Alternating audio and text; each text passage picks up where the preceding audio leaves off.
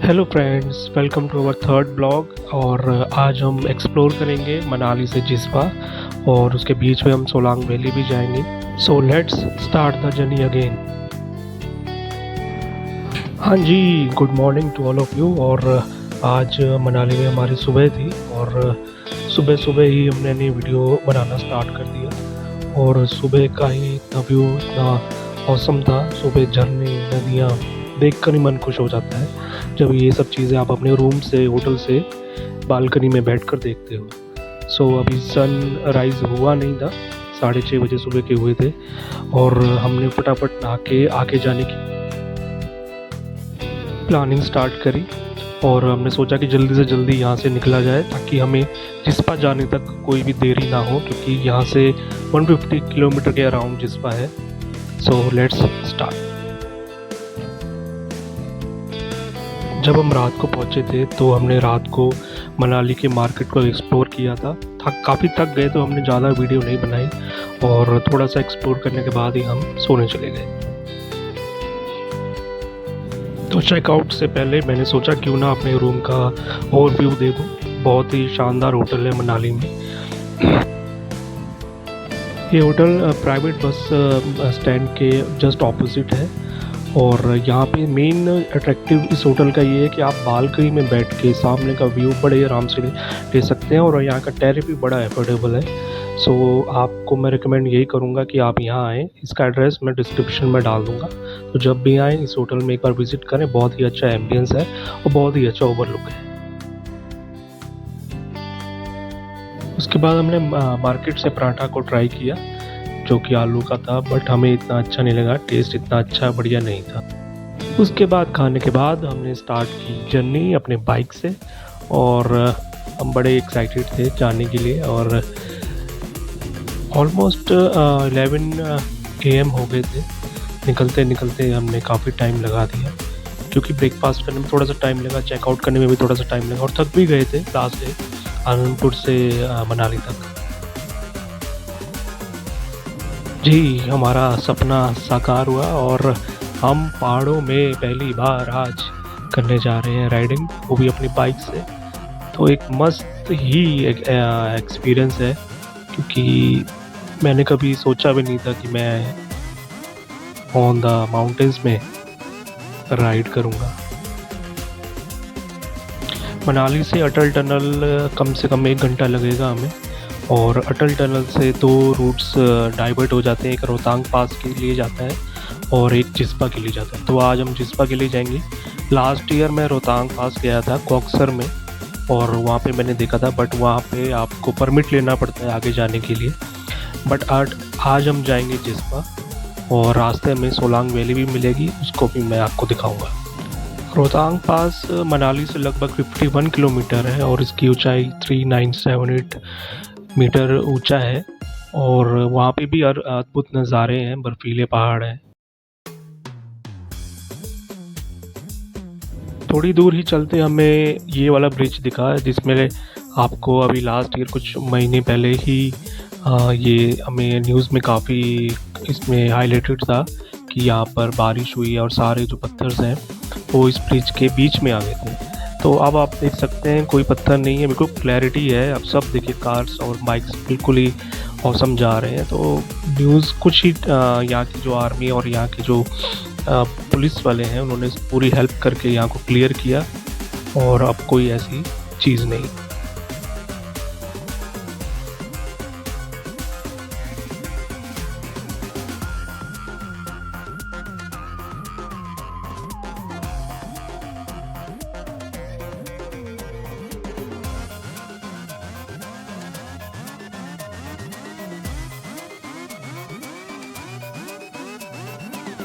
मनाली शहर का इतिहास बड़ा ही रोमांचक है। इसमें कहा जाता है कि महाभारत काल से ही जुड़ा हुआ है मनाली, और यहाँ पांडवों ने अपना निर्वासन के दौरान समय बिताया था। और हडिम्बा देवी जो मंदिर है, उनका भी संबंध महाभारत के पात्र हडिम्बा से ही है, जो भीम जी की पत्नी थी। ये मंदिर एक ही रहस्यमयी आभा से घिरा हुआ है। तो आप जब भी आएँ एक बार ज़रूर यहाँ पे दर्शन करें हडिम्बा देवी टेम्पल का। मनाली में ही वशिष्ठ गाँव के नाम से एक छोटा सा गाँव है जिसके गर्म पानी के झरने हैं और कहा यह जाता है कि ये बड़ा ही चमत्कारिक है क्योंकि इसमें आपकी जो ये पानी है इससे आपकी त्वचा और स्वास्थ्य बहुत ही फ़ायदेमंद करता है। तो मैं तो नहीं जा पाया, अगर आप आएँ तो ज़रूर जाएँ और इसको देखें, ट्राई करें। इस गांव का नाम जो ऋषि वशिष्ठ जी थे उन पर रखा गया है और इन्होंने यहाँ पे तपस्या की थी। मैंने कहीं पढ़ा है कि मनाली को एक भूतिया स्थान भी कहते हैं क्योंकि कुछ इलाकों में यहाँ पे जो भूत की गतिविधियाँ या एक्टिविटीज़ हैं बहुत होती हैं। खासकर रात के समय में सुनसान जगहों पर अजीब सी आवाज़ें सुनाई देती हैं। अब मुझे ये पता नहीं कितनी सच बातें और कितनी झूठ बातें हैं, बट यहाँ के कुछ जो पुराने होटल्स और गेस्ट हाउस हैं उनके गेस्ट ने ही इन अनुभव का जिक्र किया है कि हमें ऐसा ऐसा लगा है। तो हो सकता है ये बातें सच्ची भी हों। यहाँ पर मुझे किसी लोकल ने बताया था कि यहाँ भी एक नागकर कैसल का कोई रहस्य है जो मनाली से कुछ दूर ही है, पास में है, जो कि एक प्राचीन और रहस्यमय इमारत है और ये 15-20 शताब्दी में बनाई गई थी। और इस कैसल में कई गुप्त सुरंगें भी हैं जो अभी तक खोजी नहीं गई हैं। तो यहाँ के लोकल्स की अपनी न्यूज़ है, एक अलग ही वाइब्स है। तो इनसे भी संपर्क में रहना चाहिए, इनसे भी पूछना चाहिए कि क्या हिस्ट्री है यहाँ की।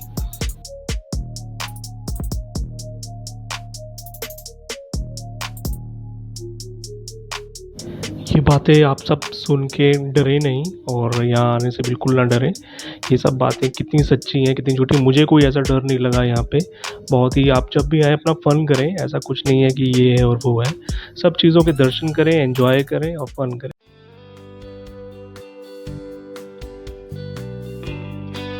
इसके आधे घंटे बाद ही हम सोलांग वैली पहुँचे और सोलांग वैली में आपने काफ़ी वीडियोज़ में देखा ही होगा कि यहाँ पे पैराग्लाइडिंग, रोप वे, केबल कार, ज़ोरबिंग ऐसी टेक्निक है जिसमें बड़े से आपको बैलून में बिठाया जाएगा, ऊपर से नीचे की तरफ उसको शिफ्ट कर दिया जाएगा। तो आप आएँ तो यहाँ पे कम से कम थोड़ा टाइम लेकर आएँ। ये मनाली से ज़्यादा दूर नहीं है, 14 किलोमीटर्स है और यहाँ पे आप एंजॉय कर सकते हैं। कोशिश करें सर्दियों में आएँ, यहाँ का व्यू बहुत ही औसम होता है उस टाइम। तो आप सोलांग वैली ज़रूर आएँ।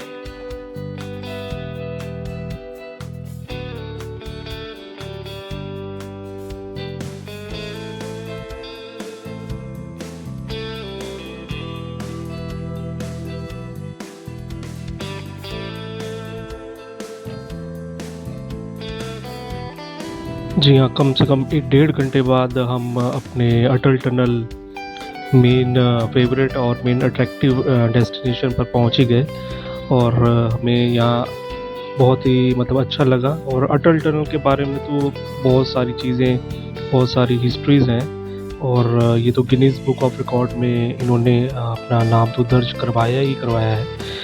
और सबसे मेन अट्रैक्टिव ये है कि इस पे जब आओगे ना, आपको एक वाइब्स एक अलग ही अट्रैक्टिव मिलेगा कि हम इतने ऊंचे उस पर टनल में। जी हाँ, ये भारत की सबसे लंबी, वर्ल्ड की, मैं कहूँगा कि वर्ल्ड की सबसे लंबी टनल है।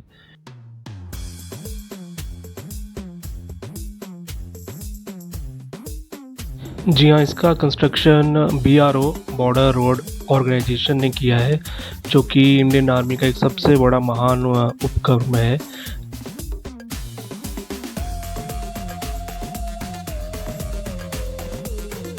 अट्रैक्टिव प्लेस है तो ऑब्वियस है यहाँ पे सब सेल्फीज़ और फोटोज़ सेशन के लिए ज़रूर यहाँ पे वेट करते हैं।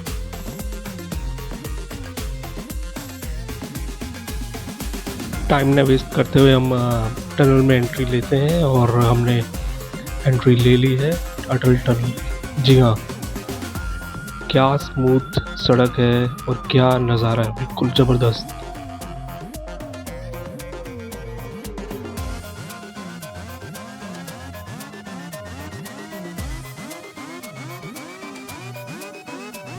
इस टनल का जो वेंटिलेशन सिस्टम है इतना ज़बरदस्त है, जिसमें सेमी ट्रांसवर्स वेंटिलेशन सिस्टम लगाया गया है जो कि हर फ्रेश एयर को अंदर लेता है और पॉल्यूशन को बाहर करता है। तो आपको सफोकेशन नहीं होगी इस टनल में किसी भी तरह की। और नेक्स्ट इसका एडवांटेज सबसे बड़ा ये है कि यात्रा में जो बचत हुई है समय की, वो बड़ी ज़बरदस्त हुई है। जो मनाली से लेह में 5 घंटे लगते थे पहले, और अब सिर्फ 1.5 घंटे में आप पूरे कर सकते हैं इस चीज़ को। तो ये सबसे बड़ा एडवांटेज है। सेकंड इसमें है कि ये लंबाई तो आपको मैंने बताया, ये 9 किलोमीटर है और 10,000 फीट पर ये बनाई गई है। तो ये भी सबसे बड़ा एक यहाँ की जो इंजीनियरिंग है उसका कमाल है। और उस इंजीनियरिंग ने इस चीज़ का भी ध्यान रखा है कि इसको अर्थक्वेक रेजिस्टेंट के दायरे में रखा है, और -25 डिग्री तक भी ये टेम्परेचर को झेल सकती है। तो ये सब तरीके से हिमाचल पीपल्स के लिए और हम जैसे विजिटर्स के लिए बहुत बड़ा एडवांटेज है, और हमें थैंक्स करना चाहिए यहाँ की गवर्नमेंट को, यहाँ की इंजीनियरिंग पावर को और आर्मी को। तो thanks and salute to all.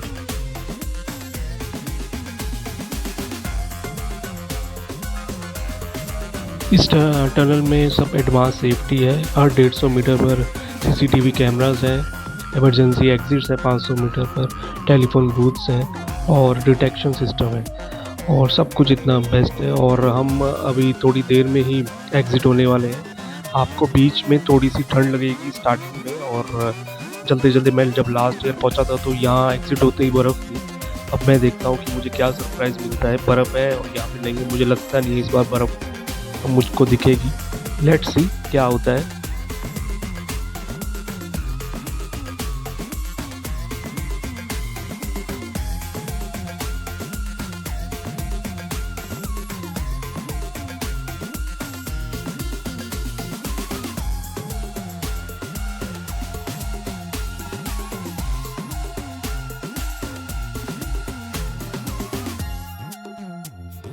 Let's cross your fingers, देखते हैं क्या है। और ओह, कुछ भी नहीं है। लो, इस बार मुझे कुछ भी नहीं मिला और बिल्कुल धूप निकली हुई है, क्लैरिटी है एकदम। जब मैं लास्ट ईयर आपको अभी क्लिप में दिखाता हूँ जिसमें लास्ट ईयर में जब एग्ज़िट किया था, तो मुझे ठंड से पता लग गया था अभी भी कि यहाँ मुझे कुछ लग नहीं रहा कि कोई बर्फ़ है। तो लास्ट ईयर की आप क्लिप देखो, उसमें जब मैं एग्ज़िट हुआ था तो मुझे बर्फ़ चारों तरफ दिखी थी उस टाइम भी मैं इसी टाइम में आया था, बट इस बार नहीं मिला। चलो कोई बात नहीं, मैं अपनी बाइक से आ गया, यही सबसे बड़ी एक अचीवमेंट है। बर्फ़ ना मिली तो कोई बात नहीं, फिर हम कभी नेक्स्ट टाइम आएंगे तो ज़रूर यहाँ पे बर्फ़ होनी चाहिए।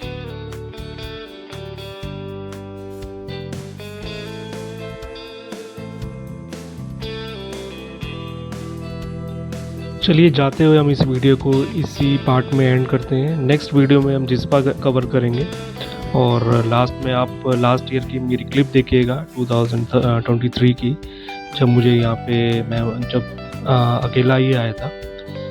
और आप एंजॉय कीजिए और मिलते हैं नेक्स्ट वीडियो में। Thank you so much.